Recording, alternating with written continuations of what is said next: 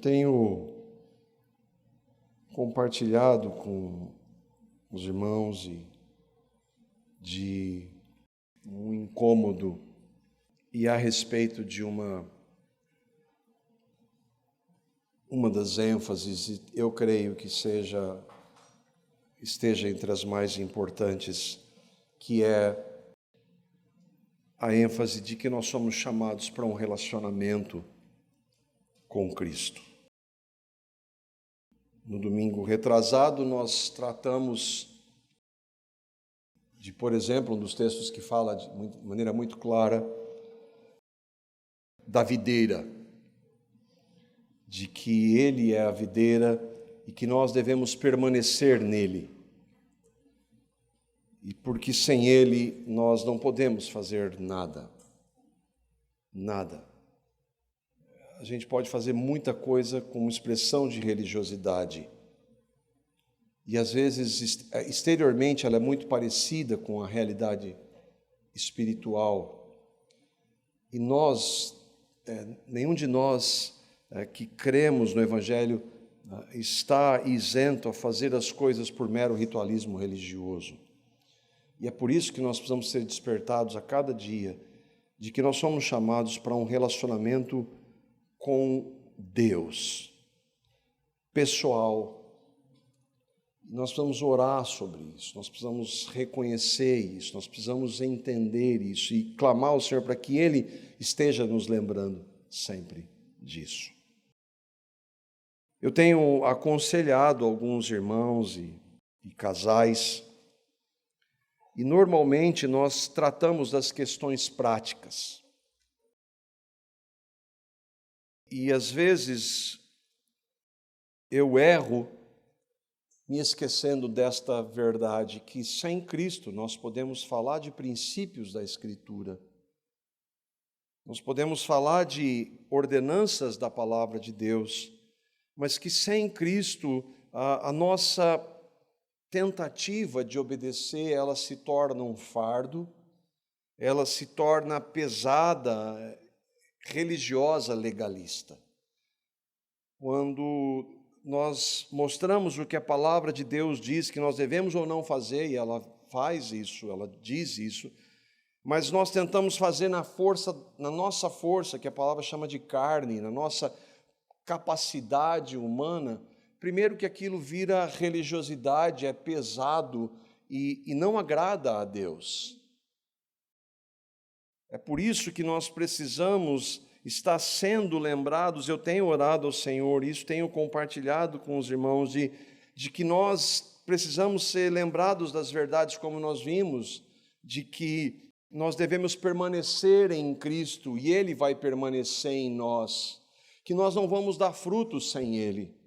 Nós precisamos ser lembrados, como Paulo diz, 2 Coríntios 4,10, que nós devemos levar o morrer de Jesus por todo lugar. Para quê? Para que a vida de Jesus se manifeste, porque em nós, naturalmente, não há essa capacidade. Nós devemos lembrar de Gálatas 2,20, quando Paulo disse que ele estava crucificado com Cristo, e não era mais ele quem vivia, mas Cristo vivia nele. Nós devemos nos lembrar que nós somos chamados para andar em espírito, em comunhão, como diz Gálatas 5,16, andando na presença de Deus, para que, pelo poder do Espírito, nós não mais venhamos a satisfazer a propensão da nossa carne. Nós precisamos andar no Senhor e nos revestir dele. Romanos capítulo 13, 4. Então, a vida cristã não somos nós tentando obedecer os mandamentos de Deus, mas é Cristo em nós. E nós precisamos ser lembrados, nós precisamos orar sobre isso. Senhor, eu quero te conhecer, eu quero andar com o Senhor, porque o Senhor faça em mim, porque quando o Senhor fizer, não vai ser pesado. Não estou dizendo que não haja lutas, elas existem, mas não vai ser pesado, não é eu tenho que fazer, mas é o Senhor em mim. Esses textos que eu mencionei e há vários outros, que mostram que a vida daquele que creu em Cristo é Cristo vivendo em nós. Mostra que não sou eu quem vive a vida cristã. Não sou eu. Nós vamos ver que o eu foi para a cruz e deve ficar lá.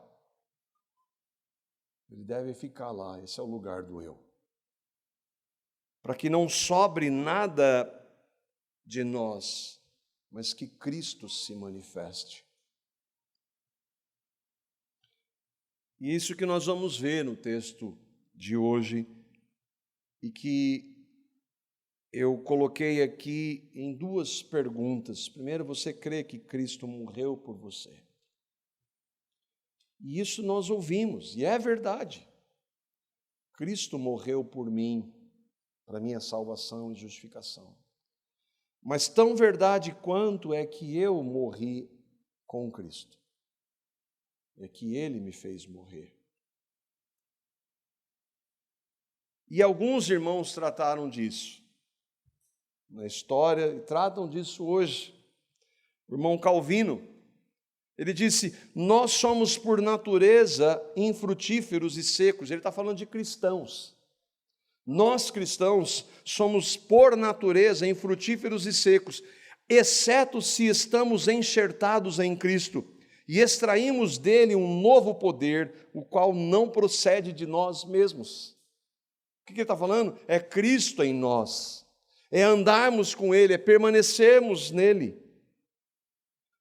Aí um irmão contemporâneo, Michael Horton, um pregador do Evangelho, da graça, ele diz: Cristo não vem para melhorar o antigo eu, para guiá-lo e redirecioná-lo para uma vida melhor. Cristo veio para nos matar, a fim de nos elevar à novidade de vida. Cristo não é amigo do antigo eu, apenas muito feliz por estar a serviço dele. Cristo é inimigo do eu. É seu inimigo mortal, decidido a substituí-lo por um novo eu. Quem é esse novo eu? Ele. Irmãos, como nós precisamos ter compreensão disso. E como nós precisamos orar para que o Senhor nos dê compreensão dessa verdade. Muitos de nós, e eu estou incluído, tentamos obedecer o que Deus manda, seja na área que for, pela nossa força. E não é pela nossa força. A carne de nada aproveita. É só você fazer uma pergunta para alguém que creu no Evangelho. Se aquela pessoa creu em Cristo e você vê que ela está progredindo, e aí você vai dizer para ela, se ela realmente andando com Cristo, que bom que você está vencendo isso, o que ela vai dizer? Ela vai dizer, é verdade, sou eu? Ela vai dizer, não, é a graça de Deus. É Cristo. Nós precisamos ter cada vez mais compreensão que é Ele em nós. Nós devemos orar para que Ele revele isso em nós. E o que nós vamos tratar, eu não posso convencer ninguém deste fato. Eu não posso nem mesmo me convencer disso.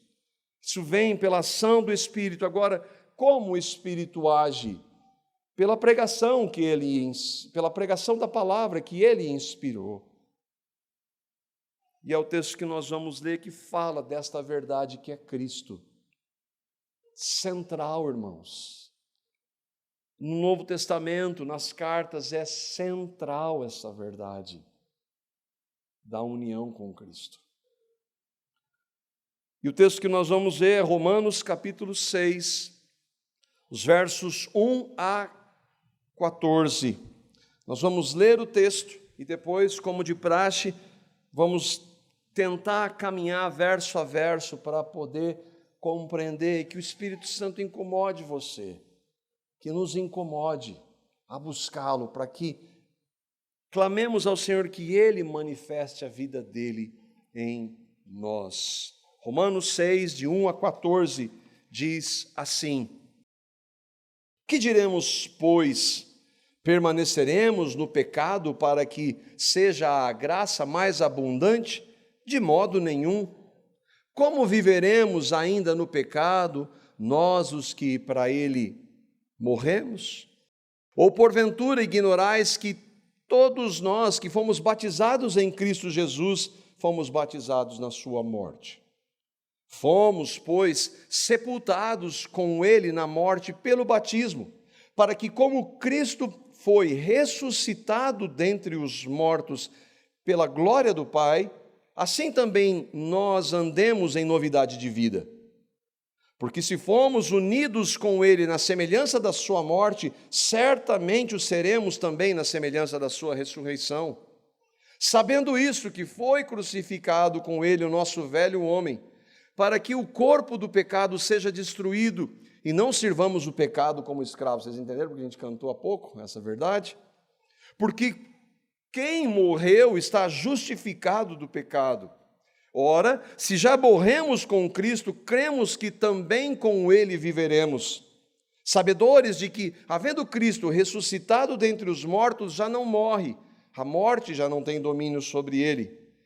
Pois, quanto a ter morrido de uma vez para sempre, morreu para o pecado, mas quanto a viver, vive para Deus. Assim também vós considerai-vos mortos para o pecado, mas vivos para Deus em Cristo Jesus. Não reine, portanto, o pecado em vosso corpo mortal, de maneira que obedeçais às suas paixões, nem ofereçais cada um os membros do seu corpo ao pecado como instrumentos de iniquidade, mas oferecei-vos a Deus como ressurretos dentre os mortos, e os vossos membros a Deus como instrumentos de justiça, porque o pecado não terá domínio sobre vós, pois não estáis debaixo da lei, e sim debaixo da graça de Deus. Para nós nos localizarmos, a gente está aqui, Paulo, é o capítulo 6. Para que a gente entenda um pouco do capítulo 6, a gente tem que fazer uma muito breve retrospectiva do que ele tratou aqui. E eu sou apaixonado por esse texto. Na minha humilde opinião, é o texto mais importante disparado da Bíblia. A carta de Paulo aos Romanos. Mas o que o Espírito mostrou ao apóstolo e a nós aqui? No capítulo 1, Paulo vai falar da realidade dos pagãos. Pagãos, dos gentios, de todos os povos, com exceção dos judeus, porque Deus deu primeiramente a sua lei, Deus se manifestou primeiramente para um povo, o povo de Abraão, depois hebreu, judeu.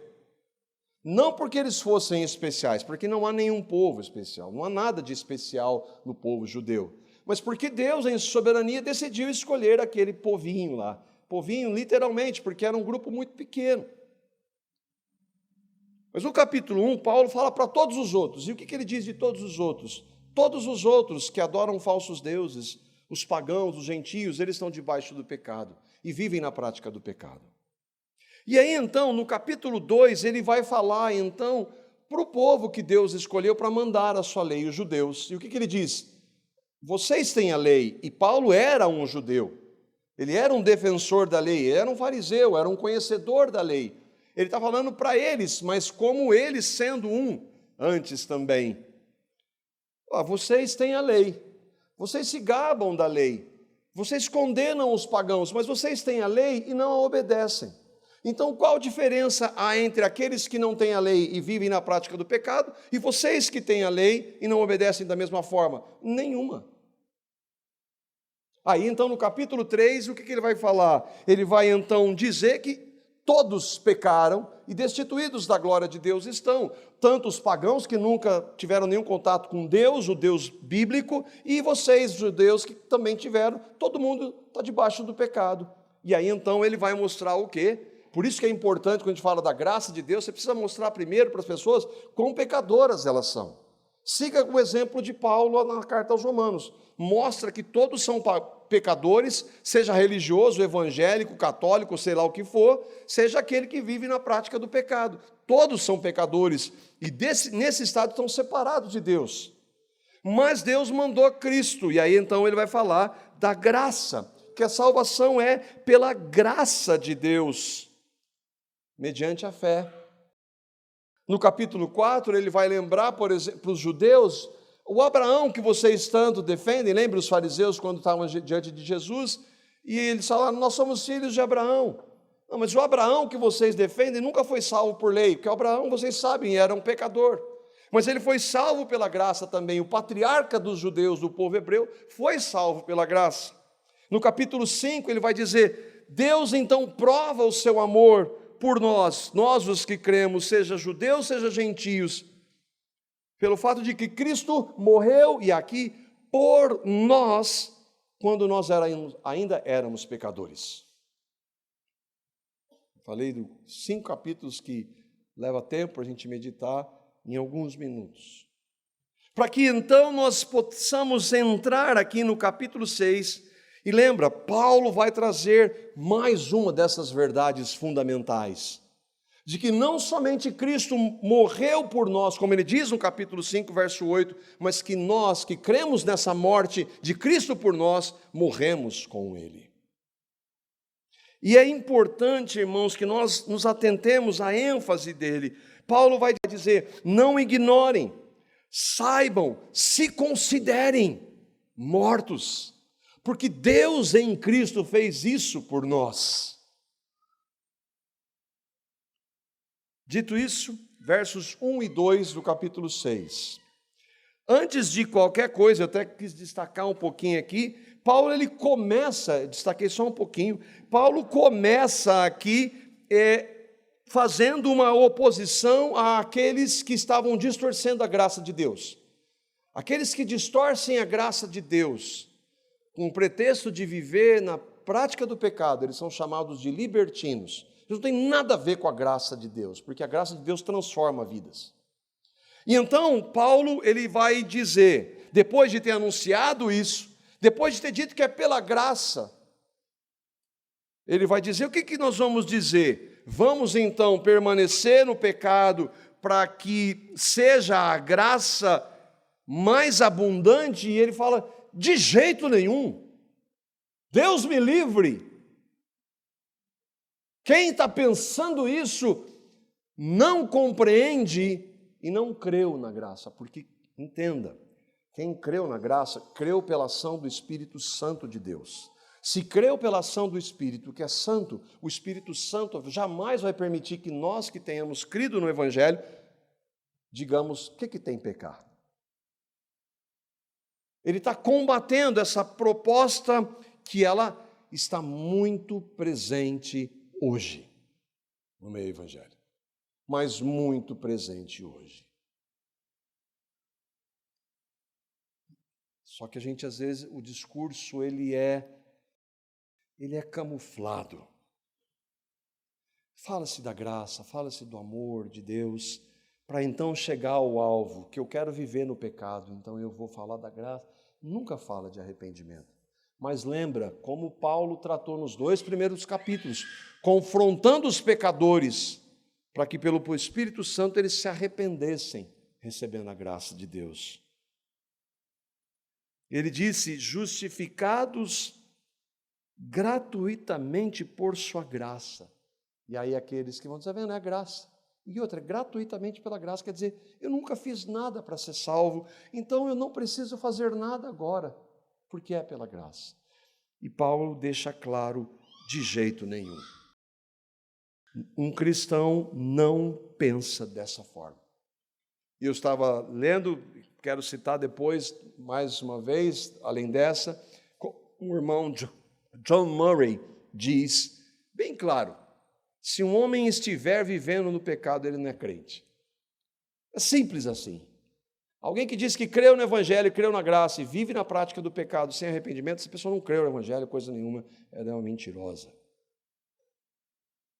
Ela entendeu um conceito distorcido de graça de Deus.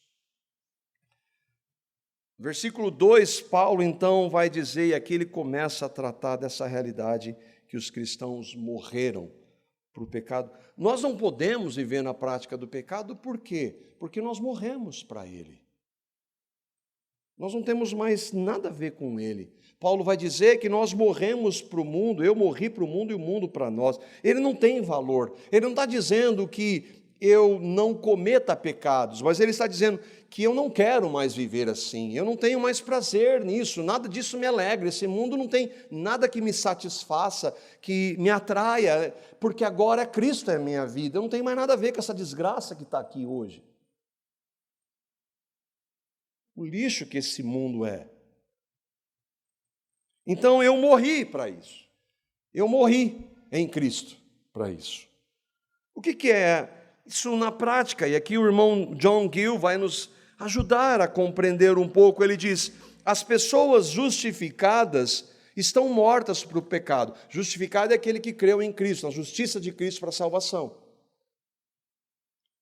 Visto que isso não é imputado a elas para a condenação e morte. Quando alguém creu em Cristo, a justiça de Cristo foi dada àquela pessoa. Ela não está mais debaixo da lei, no sentido de que, quando eu não estou em Cristo, eu estou debaixo da lei. Por quê? A lei diz várias coisas que eu não faço. Quando eu chegar diante de Deus, eu vi que eu não fiz, a lei vai mostrar que eu sou pecador. E acabou, sou condenado. Agora, se eu estou em Cristo, justificado, eu não sou mais condenado pela lei, porque Cristo cumpriu a lei no meu lugar e por mim.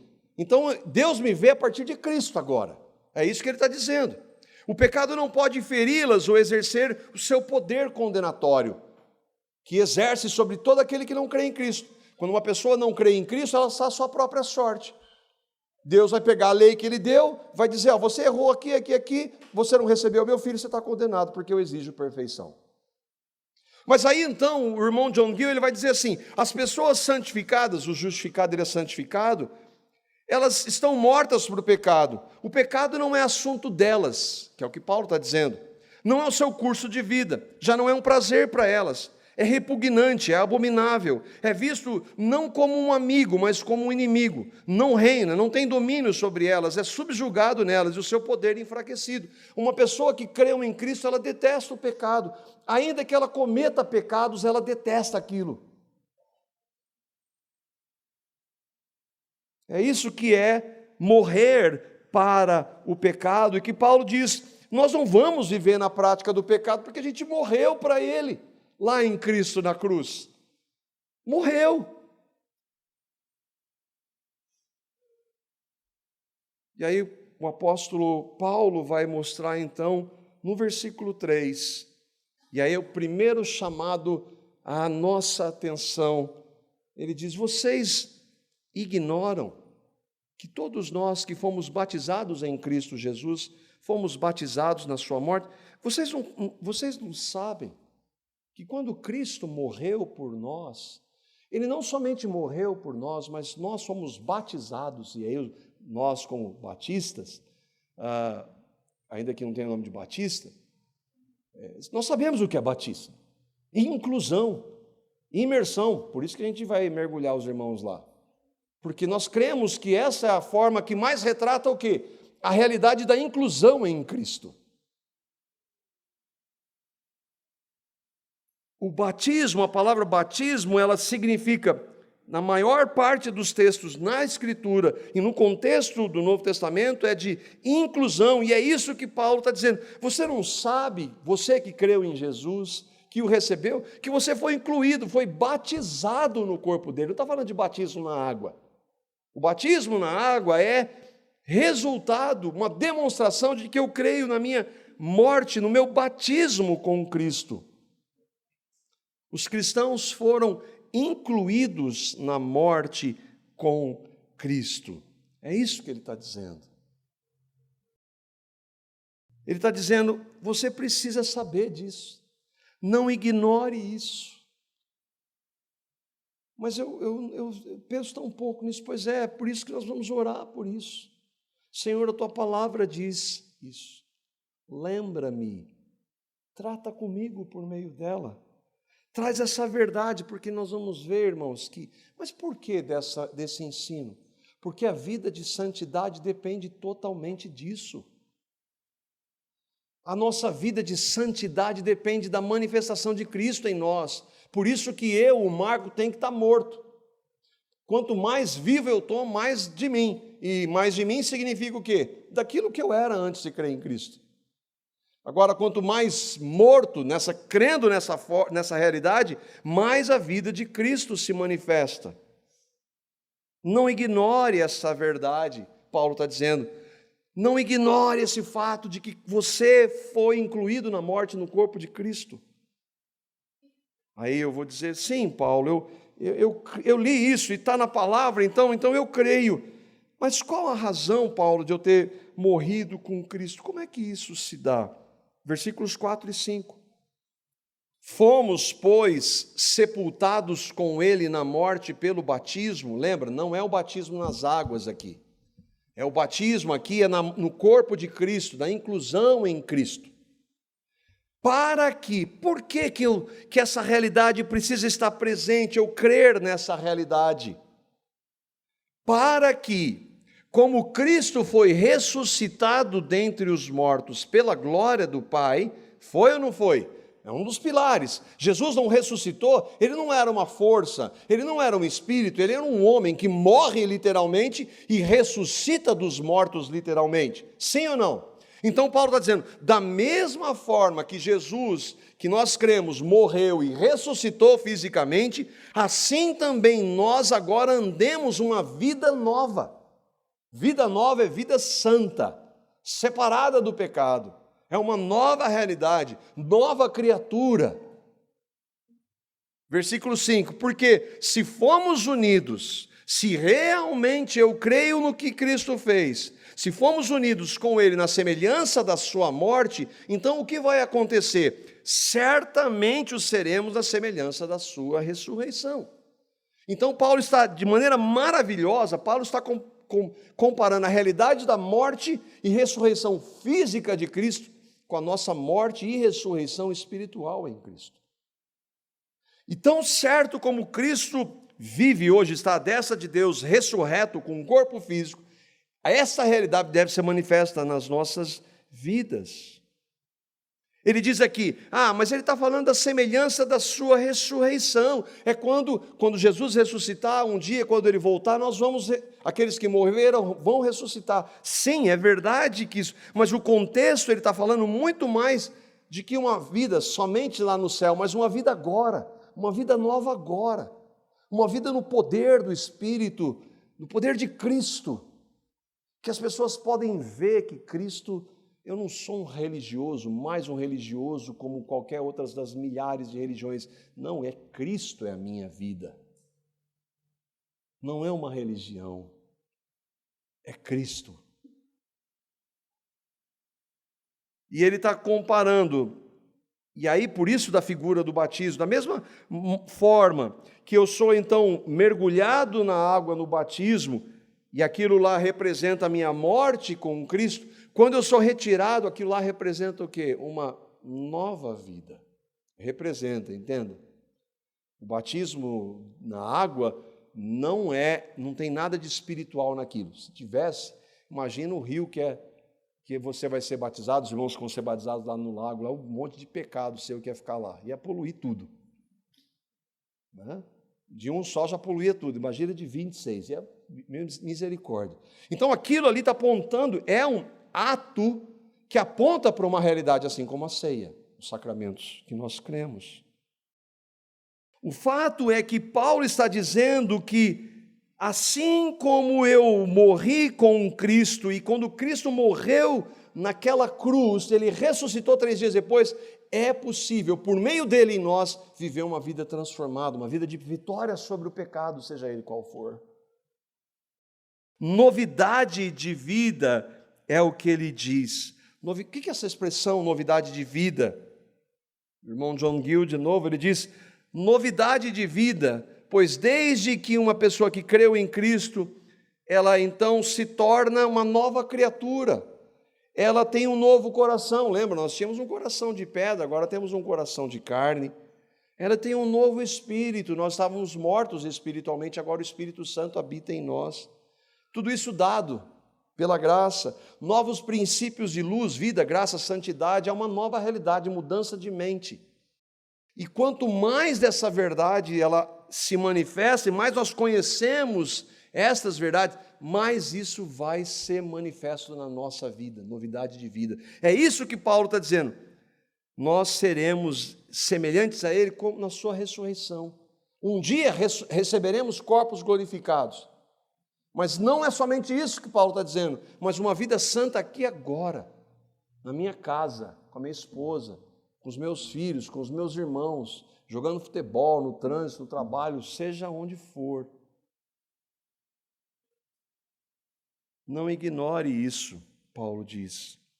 Versículos 6 a 8, aí ele vai dizer novamente, olha como ele está levando a gente a pensar sobre isso, a receber isso e pedir revelação do Senhor sobre essa verdade. Ele diz, sabendo, ele primeiro não ignore, e agora ele diz, sabendo isso, que foi crucificado com ele o nosso velho homem. Para quê? Novamente, por que tenho essa realidade da morte com Cristo? Para que a vida de Cristo se manifeste. Olha como ele está sendo redundante. Não, ele está enfatizando algo. Foi crucificado com Cristo na cruz o meu velho homem, o Marco, aquele que era a origem do pecado, foi crucificado. Mas você não comete pecado? Sim, isso é despojo. É uma propensão que eu ainda tenho, mas a minha realidade, o velho homem já foi crucificado, é isso que ele está dizendo. E assim não sirvamos o pecado como nós servíamos antes, escravos. Eu sou livre. Os ímpios, não sou livre de nada. Você é um pecador, escravo do pecado. Você acha que domina, você é escravo do pecado. E nós todos éramos assim. E aí ele diz, porque quem morreu, ou porquanto quem morreu, está justificado do pecado. Se morremos com Cristo, cremos que também com Ele viveremos. Exatamente a mesma coisa que ele falou, nova vida. Se você crer em Cristo, crer que morreu com Ele, a vida de Cristo vai se manifestar. E aí eu quero ler uma parte do livro, eu não coloquei ali, porque ela é um pouquinho extensa, mas o que é esse velho homem? Do livro, um comentário de Romanos, o irmão John Murray, ele diz assim, o nosso velho homem é o velho eu, o ego, o homem não regenerado em sua inteireza, em contraste com o novo homem regenerado em sua inteireza. É um erro pensar que o crente se compõe do velho e do novo homem, como se isso significasse que ele possui tanto o novo homem em seu estado de regeneração, quanto o velho homem. Devido à corrupção que permanece no crente, que ele está dizendo, não, mas eu ainda cometo pecado, então o velho homem está vivo. Não, o velho homem está crucificado em Cristo. Ele está morto. O que há são resquícios, é o que Paulo diz, despojos, mas o poder de viver no pecado já foi crucificado. Que isso não representa o conceito de Paulo, tornando-se evidente aqui nesse texto. Pelo fato de que o velho homem é representado como quem foi crucificado com Cristo. O tempo verbal indica ato definido, acontecido de uma vez por todas. Quantas vezes Jesus morreu? Uma vez. Quantas vezes eu e vocês morremos? Uma vez em Cristo. O velho homem não pode mais ser reputado como quem está no processo de ser crucificado. Não, ele já foi crucificado. Assim como Jesus também não pode ser considerado dessa maneira. Paulo estava insistindo que o rompimento definitivo com o pecado através da união com Cristo em sua morte. Mas o que é isso? Isso é muito teórico, não, isso é realidade espiritual, irmãos. Mas eu não entendo isso, pois é, por isso que nós devemos, Senhor, revele essa verdade para mim. Revele este fato de que eu estou incluído, que eu fui incluído no corpo santo do Senhor na cruz. Para que, Senhor, para que o Senhor manifeste então a sua vida. Porque eu não consigo, eu não posso, sem Ele eu não posso. Irmãos, isso é fundamental. A vida cristã é Cristo em nós. Nós precisamos orar e confessar isso, e dizer isso a Ele, e dizer, Senhor, eu quero crer cada vez mais nisso, e eu vou usar a expressão do irmão Augusto Nicodemos, eu tomo posse disso. Disso a gente pode tomar posse, segundo ele, concordo plenamente com ele. Tome posse da sua morte com Cristo. Mas é assim, é confissão positiva, eu estou crucificado com Cristo, não, Senhor, é uma verdade da sua palavra. Com a minha mente humana eu não consigo, mas Senhor, a tua palavra diz que é verdade. Então eu a confesso, eu te peço que manifeste cada vez mais. Irmãos, Ele faz isso. Ele faz isso, irmãos. Primeira verdade, então, que nós vimos aqui, que Jesus morreu por nós. Para você crer nisso é só pela fé, não é? Não é verdade? pela ação do Espírito, que nós morremos com Ele, é só pela fé, pela ação do Espírito. Por isso que a gente precisa falar disso. Versos 9 a 11. Sabedores que, havendo Cristo ressuscitado dentre os mortos, já não morre, a morte já não tem domínio sobre ele. Vocês, irmãos, o que poder a morte tem sobre Cristo agora? Nenhuma. Paulo está dizendo, o mesmo poder que ressuscitou Jesus dos mortos é o poder que está em nós para que a gente vença o pecado. Não é nosso, não sou eu, é Cristo. Pois quanto a ter morrido de uma vez para sempre, morreu para o pecado, mas quanto a viver, vive para Deus. O que eu faço com isso, Paulo? Assim também vós considerai-vos. Não ignore, saiba e considere. O que eu considerar? A tua palavra diz, Senhor, então eu creio. Eu recebo, eu não sinto, não espere sentir isso.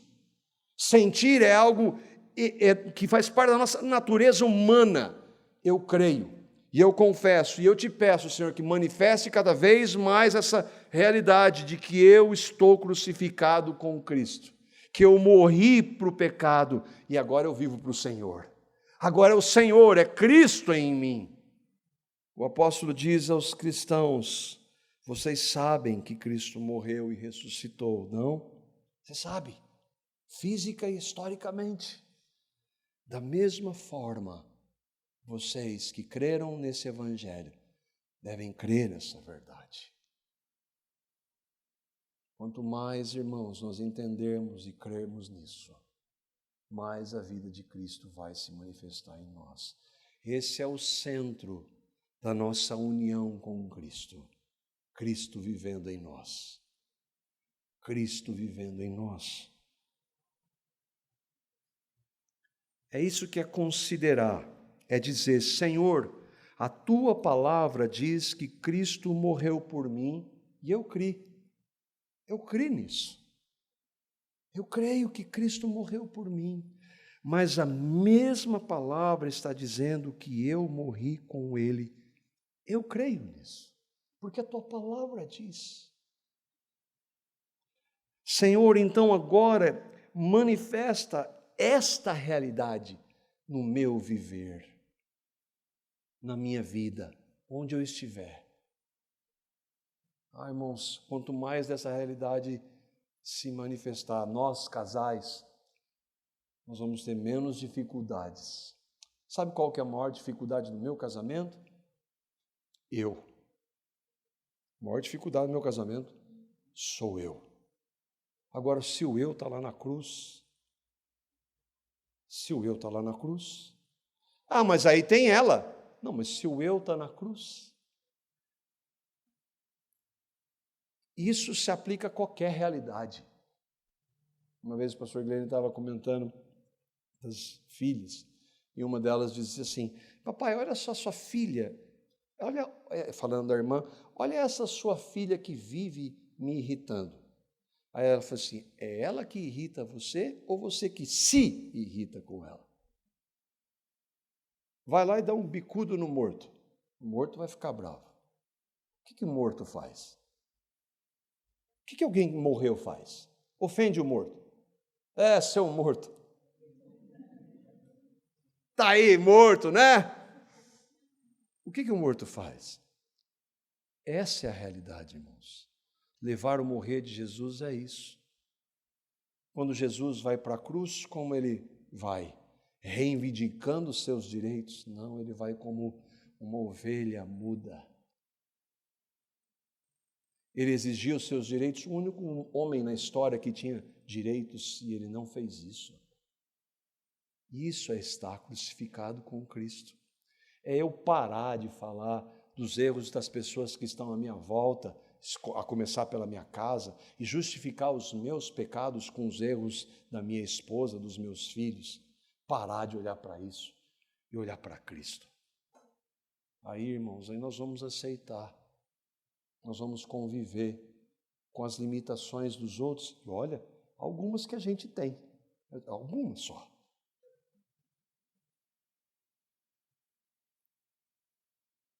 nós precisamos clamar ao Senhor. Irmãos, a morte de Cristo por nós foi para a nossa justificação.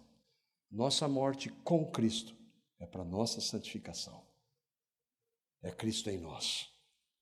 Versos 12 a 14. Não reine, portanto. Por que o portanto? Diante dessa verdade, de que você morreu com Cristo, diante disso, não é assim, ó, você tem que fazer isso agora. Entenda, é diferente. Diante dessa realidade que você foi crucificado com Cristo, por causa do poder de Cristo, agora então você pode viver assim. De que forma? Não reine, portanto, o pecado em vosso corpo mortal, de maneira que obedeçais às suas paixões. Não ofereça cada um os membros do seu corpo ao pecado, como instrumentos de iniquidade, mas oferecei-vos a Deus como ressurretos dentre os mortos, e os vossos membros a Deus como instrumentos de justiça. E porque você foi crucificado com Cristo, agora Cristo vive em você, o pecado não tem mais domínio sobre você, pois você não está mais debaixo da lei. Eu não devo mais nada para a lei, mas debaixo da graça. Irmãos, a vida cristã é isso. Nós precisamos clamar isso ao Senhor. Nós precisamos orar isso. Todas as vezes que a gente fala aqui, eu falo de relacionamento, de estar com Cristo, de é Cristo, é isso, irmãos. Ore aí, ore ao Senhor. Senhor, eu quero isso aí para mim. Eu não consigo entender muita coisa, está tão teórico, mas Senhor, ó, é a tua palavra, eu quero isso aí para mim. Ore todo dia assim, Senhor, eu quero isso aí para mim. Irmãos, Ele vai fazer, sabe por quê? Porque essa é a vontade dEle para conosco. Às vezes eu erro e eu quero pedir perdão para alguns irmãos quando eu oriento aquele irmão ou irmã a obedecer algo da palavra de Deus, sem apontar antes para Cristo e para dizer, você não pode. Eu e vocês não podemos. Vá para Cristo. Ele pode, Ele muda. Não tente fazer porque eu estou dizendo, porque o pastor disse, porque a lei de Deus diz. Vá para Cristo. Diga, Senhor, eu não consigo. Senhor, eu não posso, mas eu quero fazer porque o Teu Espírito Santo habita em mim, eu quero Te obedecer, por amor ao Senhor. Uma das verdades maravilhosas que, estudando João, por que a gente deve obedecer? Quem lembra? Qual é a razão de nós obedecermos o Senhor? Amor. Se você me ama, me obedeça. Eu não obedeço por medo do inferno, eu não estou mais debaixo de condenação. Se eu pecar, eu não estou debaixo da lei, estou debaixo da graça, eu vou para o céu mesmo assim. Mas não é por causa disso, não é porque eu tenho medo de inferno, não é porque eu quero ter um galardão maior, não é, mas é por amor ao Senhor que me amou, é que eu quero viver assim. Mas eu não consigo a partir de mim, por isso que eu preciso do poder dele se manifestando em mim. Irmãos, oremos por isso. Ore a sós com o Senhor diariamente por isso. Clame a Ele.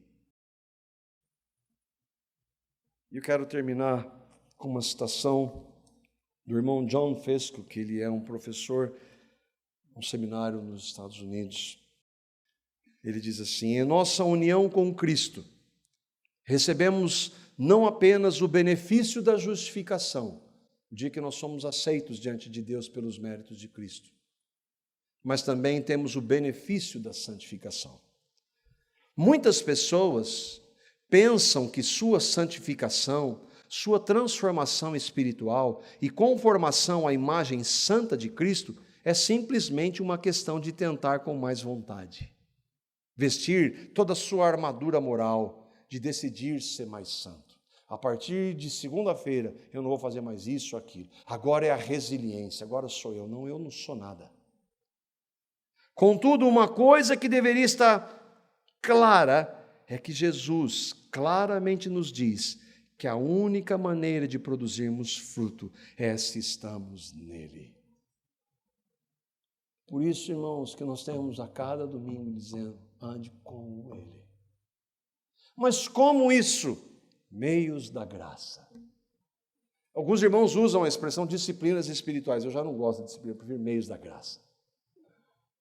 Meios da graça. se dobre diante dele. Literalmente. Separe um tempo, feche a porta, sós com o Pai, dobre o seu joelho diante dele e fala: Senhor, eu não posso nada, me ajuda, me capacita. Senhor, leia a palavra dele, Senhor, fale comigo por meio da sua palavra. Esteja com outros irmãos que nós precisamos uns dos outros. Sirva ao Senhor, os meios da graça. É pelos meios da graça que essa união com o Cristo se manifesta na prática. Que o Senhor trate conosco, irmãos, dessa verdade, que nós oremos individualmente e como igreja para que Ele se manifeste em nós, para a glória dEle.